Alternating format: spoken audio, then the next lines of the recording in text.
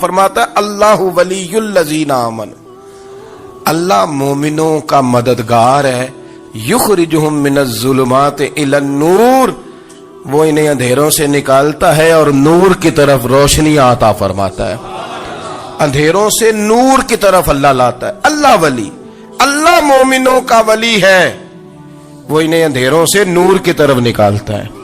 ہدایت ہمیشہ اللہ کی طرف سے سمجھے، جب وہ نماز کی توفیق دیتا ہے تو اپنے فضل سے دیتا ہے، جب وہ ذکر کی توفیق دیتا ہے تو اپنے فضل سے۔ ہم سمجھتے ہو جی فلانا نہیں پڑھ رہا بڑا بیوقوف ہے، فلانا نہیں پڑھ رہا، تو تم کیا اپنی عقل کے زور پہ پڑھ رہا ہے؟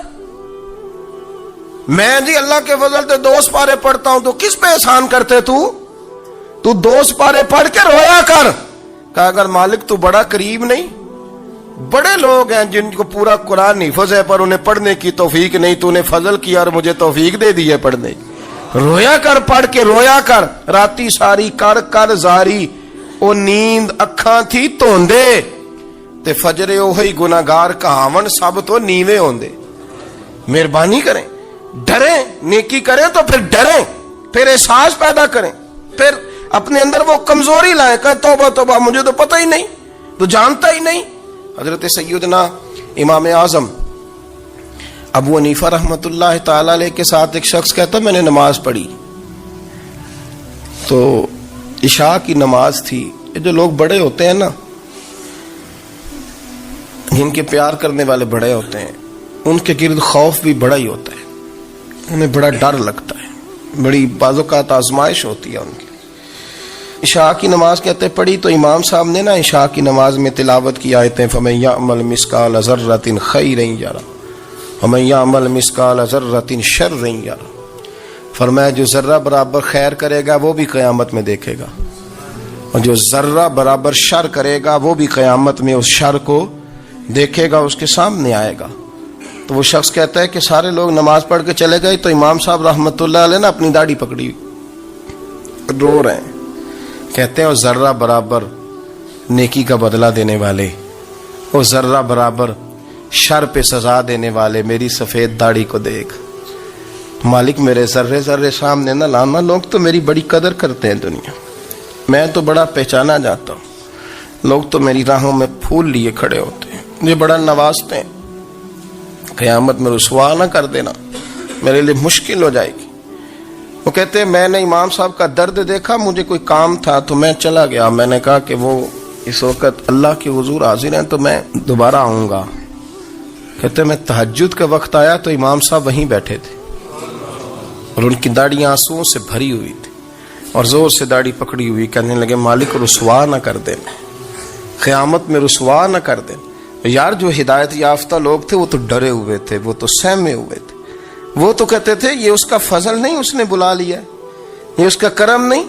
حضرت باعزید بستامی کسی کافر کو دیکھتے تو رو پڑتے، کہتے مالک تو کتنا قریب ہے، یہ بے ایمان رہ گیا، تو نے اپنے فضل سے مجھے اپنے نبی کا غلام بنا لیا، وہ رو پڑتے۔ یہاں تو لوگوں کا دعویٰ ہی بڑا ہے، نمازی اللہ خیر فرمائے وہ تو دوسروں کو گھورتا ہے، وہ کہتا ہے جنت کا میں مالک ہوں، کنجیاں میرے پاس ہیں، میں کسی اور کو گھسنے نہیں دوں گا، اور اگر 2-3 حج کر لے تو پھر تو وہ کہتا ہے کہ اب میرے سے پوچھ کے لوگ جنت میں جائیں گے معاذ اللہ، اور اگر وہ 2 4 5 7 دفعہ کوئی نفل پڑھ لے تو پھر وہ کہتا ہے چھوڑیں جی سارے لوگ بے عمل ہیں، میں اکیلا نیک ہوں۔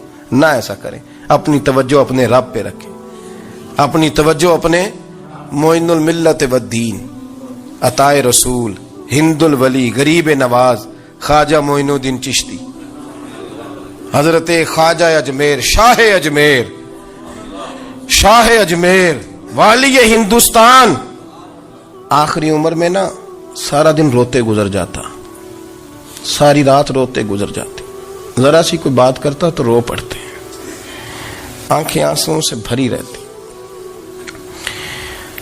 کئی دفعہ اپنے بھی پریشان ہو جاتے ہیں نا کہ یار تو ایک بات کی جان ہی نہیں چھوڑ رہا، تو خواجہ قطب الدین صاحب بختیار کاکی سے لوگوں نے کہا کہ آپ مرشد سے بات کریں، اتنا بھی تو نہیں نہ رونا چاہیے، ہر وقت اس کے آنسو کی کریے، عاشق دا کام ہی رونا تونا، تبھی نہ رویو نہیں منظوری، یہ عاشق سدا ہی روندا رہندا ہے، پاویں وصل ہوئے تے پاویں دوری، ہر وقت رونے کا کیا مطلب ہے؟ تو خواجہ قطب صاحب کہتے ہیں میں قریب گیا تو میں نے پیر دبائے، मैंने कहा सोनिया, लोग तो कुछ भी नहीं करते, तूने तो कमाल कर दिया। 90 लाख आदमी मुसलमान कर दिया, दुनिया कुछ नहीं करती, तूने 50 साल सारी रात मुसल्ले पे बैठ के रब राजी किया।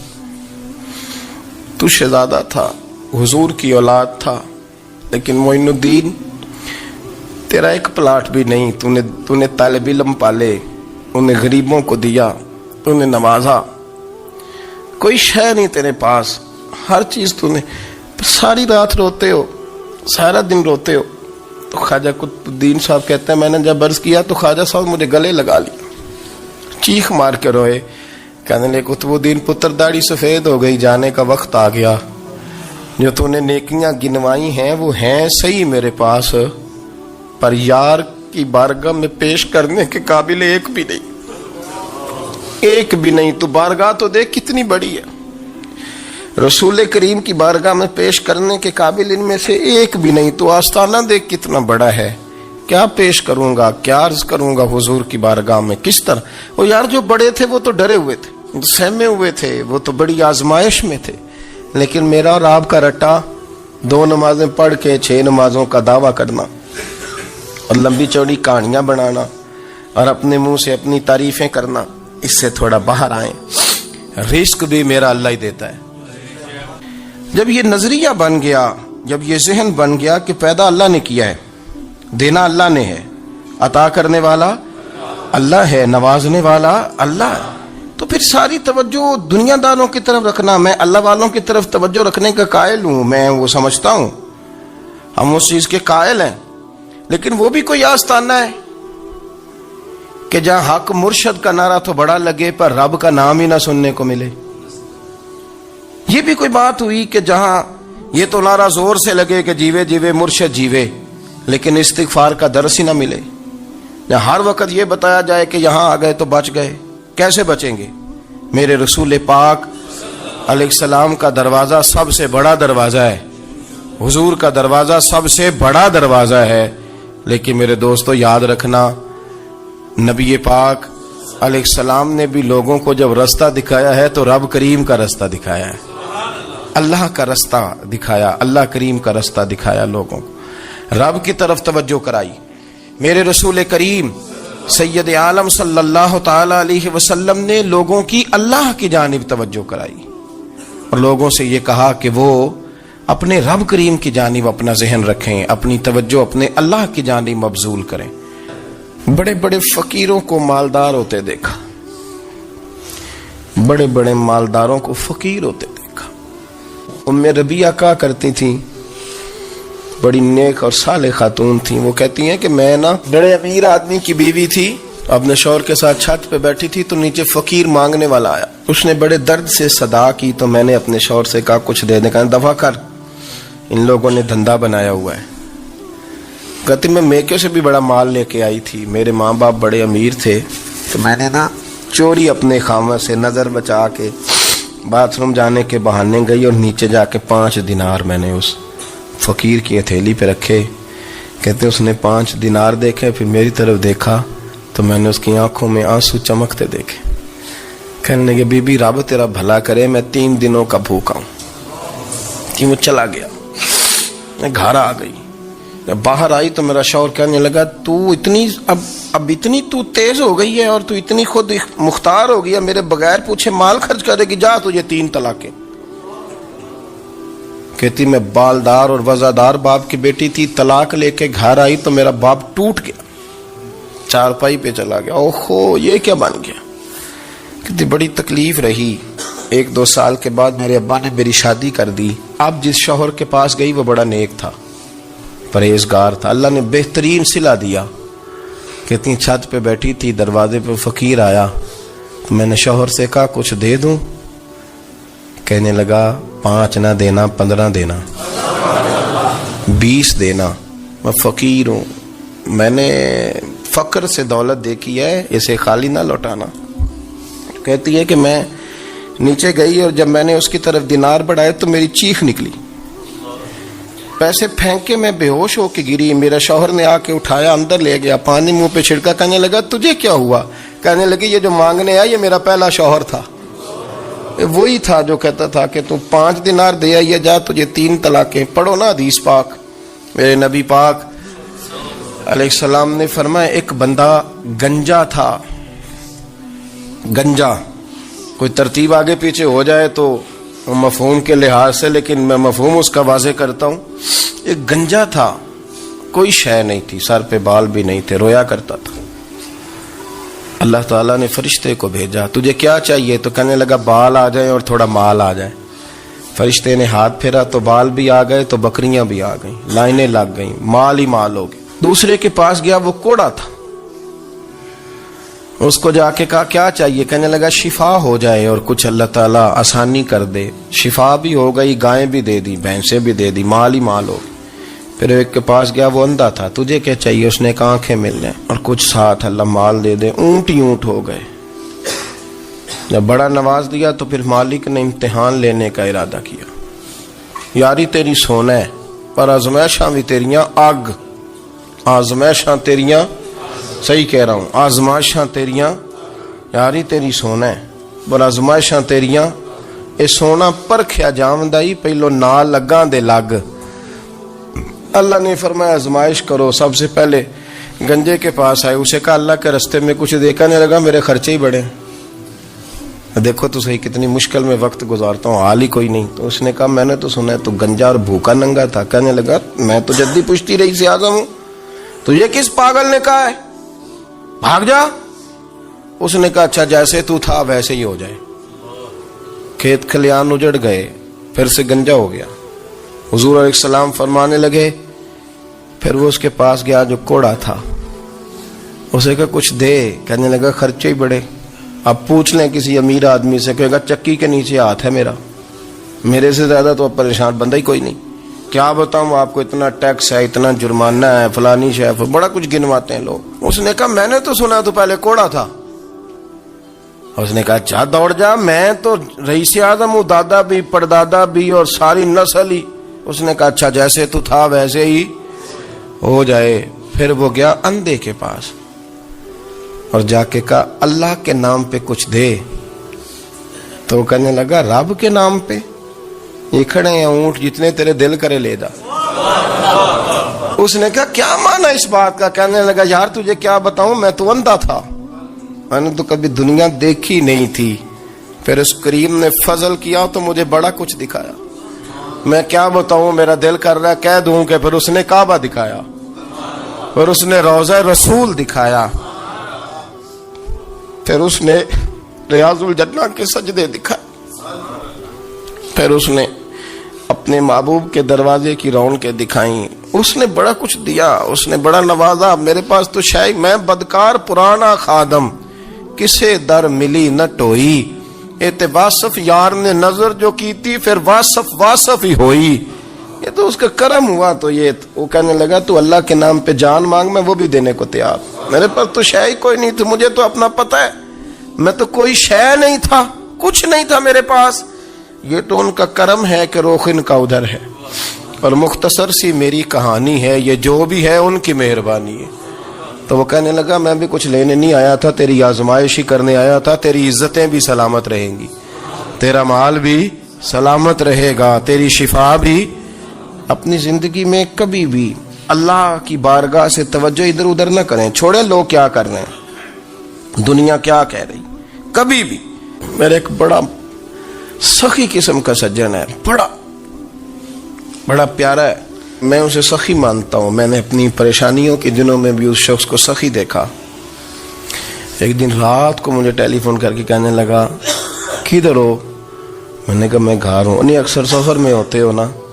اور میں نے کہا طبیعت کیسی ہے؟ ٹھیک ہے، بس حال چال پوچھنا تھا. میں نے سمجھا، میں نے کہا یار یہ کوئی مسئلہ ہے، پر میں رات کے 2 بجے کوئی حال پوچھنے کو فون تو نہیں نہ کرتا، کوئی مطلب ایسا تو مسئلہ نہیں نا. تو میں نے بیک کال کی، میں نے کہا یار میری بات سن، مسئلہ کیا؟ کہ نہیں کچھ نہیں دل کر رہا تھا. میں نے کہا میری گل سن، رہے ہیں اسی 4-5 سال کٹھے، میں تین جاننا، اصل بات کر. کہنے لگا مکان بھی بڑا ہے، سارا کچھ ٹھیک ہے، پر وہ بڑا ہی بے نیاز ہے. کچھ حالات اس قسم کے آ گئے ہیں کہ لوگوں کو بتاؤں بھی تو لوگ ماننے کو تیار نہیں. زیادہ نہیں، مجھے نہ تھوڑے سے پیسوں کی ضرورت ہے, کوئی 15-20 ہزار اگر مل جائیں میری ضرورت. آپ یقین کریں میں روتا رہا ساری رات.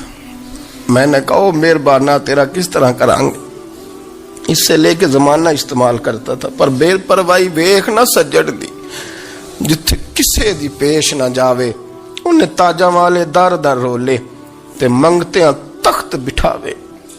سجنا کسے نو کارا مل دئی, کوئی کعبے خالی آوے. واللہ خیر الرازقین, وہ کہتے تو دائیں بائیں نہ جا, رزق تو تجھے میں دوں گا, میں ہوں بہتر رزق دینے والا. اپنی نظر اللہ پہ رکھیں, نکل آئیں اس معمے سے باہر کہ میں کوئی بلا ہوں, مجھے بڑا پتہ ہے, میرے پاس 6 ڈگریاں ہیں, مجھے 10 جگہ پہ تدریس کا شغف حاصل ہے, اس سے نکلیں باہر. حضرت مولا علی شیر خدا کرم اللہ تعالی وجہہ الکریم سے کسی نے پوچھا تھا بڑا عالم کون ہوتا ہے؟ ہمارے ہاں تو اب وہ والے عالم پائے جاتے ہیں نا اللہ ماشاءاللہ, جو ممبر پہ بیٹھتے ہیں تو دعوے ہی دعوے ہیں, ممبر پہ بیٹھتے ہیں تو دعوے ہی دعوے ہیں. اس طرح کے عالم ہمارے ہاں پائے جاتے ہیں, وہ ہر بات میں دعویٰ کرتے ہیں میں یہ کر دوں گا, میں وہ کر دوں گا. یہ مزاج علماء کا نہیں. حضرت علی المرتضیٰ سے کسی نے پوچھا بڑا عالم کون ہوتا ہے؟ فرمایا بڑا عالم وہ ہوتا ہے کہ جسے مسئلے کا پتہ نہ ہو تو وہ کہہ دے مجھے نہیں پتا, میں پتہ کر کے بتاؤں گا, غلط بات بیان نہ کرے. امام مالک سے کسی نے کوئی مسئلہ پوچھا تو آپ فرمانے لگے مجھے اس سوال کا جواب نہیں آتا, ہمارے بزرگ سمجھاتے کیا ہے. وہ کہنے لگا آپ اتنے بڑے امام ہیں تو اس سوال کا جواب نہیں آتا. آپ فرمانے لگے اگر مجھے ہر سوال کا جواب آتا پھر تو میں خدا ہوتا, مجھے ہر سوال کا جواب نہیں آتا, مجھے تو اتنا آتا ہے جتنا میرے رب نے مجھے عطا کر دیا ہے. قرآن مجید دیکھیے گا, اللہ تعالیٰ نے ارادہ قدرت فرمایا کہ میں حضرت آدم کو بناؤں گا, پھر بنانے کے بعد فرمایا فرشتوں سجدہ کرو آدم کو. سب نے سجدہ کیا الا ابلیس ابا واستکبر وکان من الکافرین, سب نے سجدہ کیا سوائے ابلیس کے, اس نے انکار بھی کیا, تکبر بھی کیا اور کافروں میں سے ہو گیا. تو یہ جب اللہ تعالیٰ نے سجدہ کرایا تو کیسے کرایا؟ اللہ تبارک و تعالیٰ نے نا حضرت آدم کو علم سکھایا خود.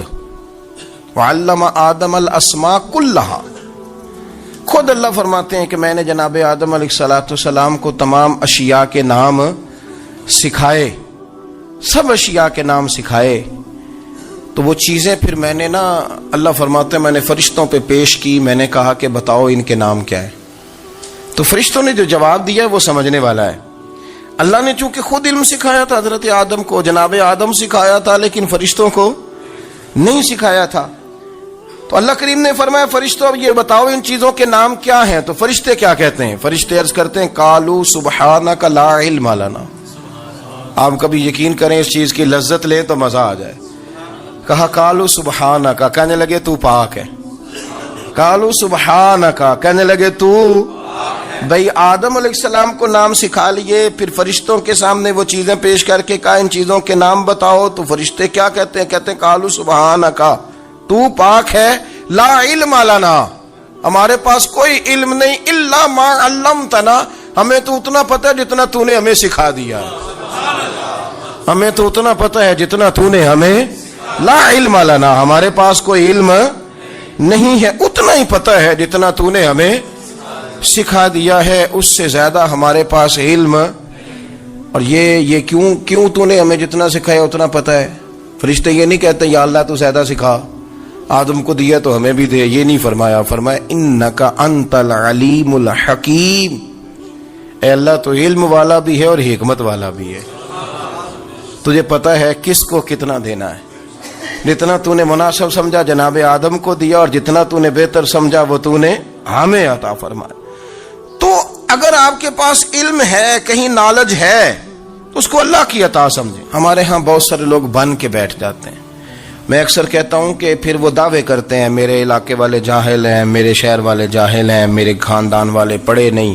یہ آپ کا دعویٰ ہے, یہ آپ کو خراب کر دے گا. ہم نے بہت سارے ایسے لوگ دیکھے جو بہت بڑے عالم تھے, لیکن اللہ جب لینے پہ آیا تو عقل ہی لے گیا, شعور ہی چلا گیا, حافظے ختم ہو گئے. آپ دیکھتے ہیں بڑھاپے میں کچھ لوگ ایسے ہوتے ہیں کہ جن کو یہ بھی یاد نہیں رہتا کہ میرا نام کیا ہے, میں کہاں ہوں, مجھے کدھر جانا ہے. تو اس وقت سے اللہ کی پناہ مانگیں اور اپنی نظر اپنے رب کریم کی جانب رکھیں، اللہ کی جانب اپنی نظر کو مبذول رکھیں۔ دوسری بات، علم کے بعد ایک چیز آتی ہے جس کا نام ہے ہدایت، جس کا نام ہے تقوی، جس کا نام ہے پرہیزگاری، جس کا نام ہے عمل، عبادت، ریاضت۔ یہ بھی اسی وقت ہی نصیب ہوتی ہے جب میرا رب کریم نصیب فرما دیتا ہے۔ ہم نے نا نیکی کا اپنا اپنا سٹیٹس بنا لیا ہے، اپنا اپنا معیار بنا لیا ہے۔ کچھ لوگ کہتے ہیں کہ جناب مسجد میں سیمنٹ کا توڑا دینے سے بہتر ہے کسی غریب کو آٹے کا تھیلا دے دو۔ اب اس نے اپنا مزاج بنا لیا نا نیکی کا، اس نے اپنا سٹیٹس بنا لیا ہے۔ میرا یہ سوال ہے کہ نبی پاک صلی اللہ تعالی علیہ وسلم جب مدینہ شریف آئے تھے تو حضور نے سب سے پہلے غریبوں میں آٹا تقسیم کیا تھا کہ سب سے پہلے مسجد بنائی تھی؟ کیا عجیب لوگوں کا رنگ ہے، اپنی مرضی کی ہدایت، اپنی مرضی کا تقوی، اپنی مرضی کا معیار۔ مسجد کوئی بڑا چھوٹا خطیب بھی میری طرح کا ہو نا تو وہ مسجد میں بیٹھ کے جب نبی پاک کی بات کرتا ہے تو کہتا ہے میرے رسول پاک غریبوں کا سہارا بن کے آئے۔ وہ غریبوں کی بات کرتا ہے، مسکینوں کی، لاچاروں کی، کمزوروں کی بات۔ تو مسجد ہی تو وہ ادارہ ہے جہاں سے غریبوں کی بات ہو رہی۔ تو اب لوگوں نے غریب کو اور مسجد کو لڑانا شروع کر دیا، اس کو لڑاؤ کہ مسجد میں پیسے دینے سے بہتر ہے آپ غریب کو آٹے کا تھیلا دے دیں۔ آپ یہ کیوں نہیں کہتے کہ مسجد میں بھی آپ توڑا دیں ایک سیمنٹ کا اور ساتھ غریب کو بھی خدمت کریں؟ یہ کیوں نہیں تقویٰ؟ اپنی اپنی مرضی کا مزاج، اپنی اپنی۔ کچھ لوگ کہتے ہیں چھوڑو جی، ساری زندگی انسان نماز پڑھتا رہے اور پھر گالیاں بھی دیتا رہے، بندہ داڑھی بھی رکھ لے اور جھوٹ بولنا بھی نہ چھوڑے۔ تو یہ آپ نے اپنے پاس سے تقوی کا معیار بنایا۔ گالی دینے کا گناہ ہے اور داڑھی رکھنے کا ثواب ہے۔ تو اگر آپ داڑھی رکھے ہوئے ہیں اور آپ کوئی غلطی کر رہے ہیں تو اس سے آپ کی داڑھی کا ثواب ختم، اللہ کرے آپ کو سمجھ آئے میری بات کی۔ آپ کوئی غلطی کر رہے ہیں، داڑھی کا ثواب اس سے ختم، وہ اپنی جگہ پہ قائم ہے چیز۔ اپنی مرضی کا کیوں تقوی کا معیار بناتے ہیں؟ تقوی کا مزاج اپنی مرضی کا نہ بناؤ، اللہ کی بارگاہ سے دعا مانگو کہ یا اللہ ہمیں ہدایت کا نور عطا فرما۔ ہمارا یہ مسئلہ بن گیا کہ ہماری سیاست ہے، ہماری دنیا داری ہے، ہم بندوں کو راضی کرنا چاہتے ہیں۔ ہم دیکھتے ہیں کون کس طرح، اور آپ یقین کریں آپ تھک جائیں گے، بندے راضی نہیں ہوں گے، وہ نہیں راضی ہوتے۔ آپ ان کو منا کے لائیں گے تو ادھر والے نکل جائیں گے، ادھر کو منائیں گے تو ادھر والے نکل جائیں گے۔ اس چکر سے باہر آئیں، اس رب کو راضی کریں جو فرماتا ہے ان الذین آمنوا وعملوا الصالحات سیجعل لهم الرحمن ودا۔ فرمایا تو ایمان لانے کے بعد نیک عمل کر، میں لوگوں کے دلوں میں تیری محبت پیدا کر دوں۔ رحمان لوگوں کے دلوں میں محبت ڈال دے گا، اللہ لوگوں کے دلوں میں۔ اپنی نظر ہمیشہ اپنے رب پہ رکھیں، اتنی لمبی چوڑی دنیا داروں سے امیدیں نہ وابستہ کریں۔ میں نے دیکھا ہے لوگ کاسا لیسی کرتے ہیں، کبھی اس کے دروازے پہ کبھی اس کے دروازے پہ۔ ان چکروں سے باہر آئیں اور اپنے رب کی بارگاہ کی طرف توجہ کریں۔ استغفار شوق سے پڑھا کریں، اور اکیلے میں نہ، اکیلے میں۔ حضرت رئیس المتکلمین مولانا نقی علی خان صاحب رحمۃ اللہ نے لکھا ہے کہ فرعون 500 سال حکومت کر گیا، یہاں تو 5 سال کی حکومت کی پیر لڑکھڑاتے ہیں، 500 سال۔ فرماتے اصل وجہ یہ تھی کہ دنیا جب سو جاتی تھی نا تو اوپر چادر لے کے تو مسلح پہ بیٹھ جاتا تھا اور ہاتھ باندھ کے کہتا تھا رب تو ہی ہے، میرا پردہ نہ کھولنا، مالک تو ہی ہے، کرم نوازی کرنا، میری پکڑ نہ کرنا۔ وہ بے ایمان ہو کے اگر 500 سال ہاتھ باندھے تو گزارا کر لیتا ہے، تو ایماندار ہے۔ پر مسئلہ یہ ہے کہ تو رات کو بکل مار کے ہاتھ نہیں نہ باندھتا، تو منت نہیں کرتا، تو استغفار نہیں کرتا۔ توبہ کریں تو بچے رہیں۔ وہ اتنی لمبی حکومت کر گیا چونکہ رات کو کہتا تھا مالک رب تو ہی ہے، لیکن مہربانی فرما، میری پکڑ نہ فرمایا تو اللہ نے تو اس کو مہلت دے دی۔